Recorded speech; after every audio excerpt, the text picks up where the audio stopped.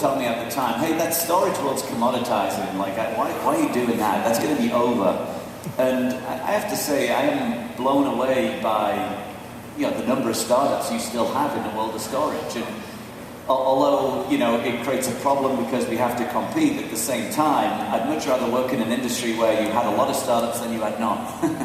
Right? Because if you've got none, that tells you a lot about the market that you're in. I mean, taking a step back here, two ways to answer the question. I really want to hear these guys' comments as well. But look, we have to be able to bring our scale to bear. Right? The little startup will always say, we're going after the big guy, they're big and slow, they can't catch us. Or at least that's what I heard all the guys in the all-flash array space saying about, 2 or 3 years ago. Well, they're not crowing as loudly these days, right? And so why? Because we brought our scale to bear on a market that we knew very well. Block storage arrays, we know that very, very well. So in other areas, we can't bring our scale to bear.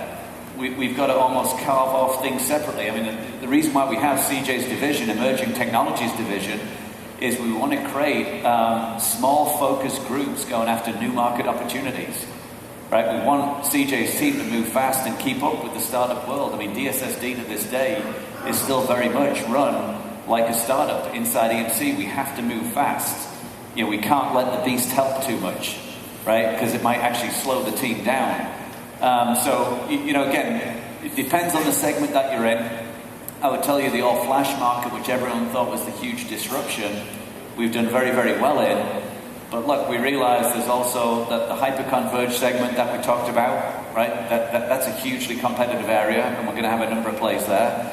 Also, if you look at the software-defined segment, there's going to be a whole bunch of work going on there. And then, look, also cloud storage is a threat. There's going to be a whole bunch of work going on in that area as well. So, at that point, kick it over to Guy.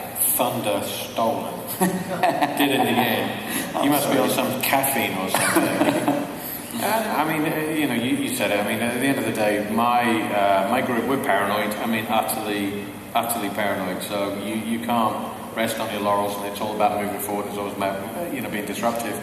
And as you said, it's bizarre how fast this market's moving.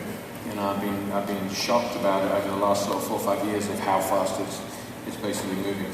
One of the things that we have to do, and it's not generic on a specific, or it's not specific on a competitor, is the way in which we come to market, how fast we come to market. Because we had a great presentation earlier in the year, if you guys remember, where it was a customer stood up on stage and he said to us, if you're not doing any major releases within 6 months, we're not even going to look at you. The way in which they're thinking and how fast people need to move forward.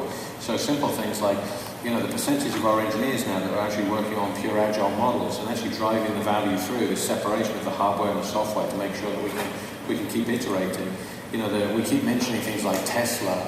As an example, one of the really cool things about Tesla is if you've got a Tesla, you get a software update and it makes your car faster. And that is exactly the model that we're now doing with things like XtremIO, and we're doing with data domain, and we're doing with VMax. And so for us, about competition, it's one way of being smug and saying, hey, look, the biggest competitor we have is ourselves. If we just rest on our laurels and think we've done a great job, we'll just disappear. We have to keep moving.